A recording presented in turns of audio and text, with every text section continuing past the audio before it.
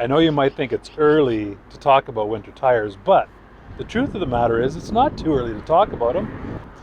So typically what happens here at Calibre Automotive is when the first sign of snow sort of falls to the ground, it is pandemonium. The phone is ringing nonstop. People are panicking trying to get in so that they can be ready for the slippery conditions ahead. Now, what about those of you who don't use winter tires? Yeah, it's true. There's a good percentage of people that don't switch from all season to winter tires every year.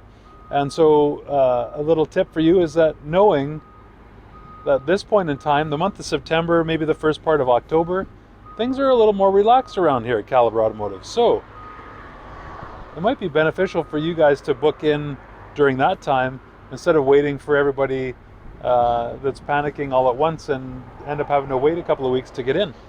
The other thing I'll mention, since we're talking about winter tires, I'm sure most of you know already, just because there's a lot more education out there than there used to be, and that is if the ambient temperature outside is around 7 degrees Celsius, there's no harm in changing to the winter tires, even though there's no snow on the ground.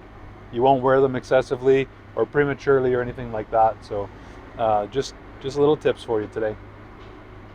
Have a great night.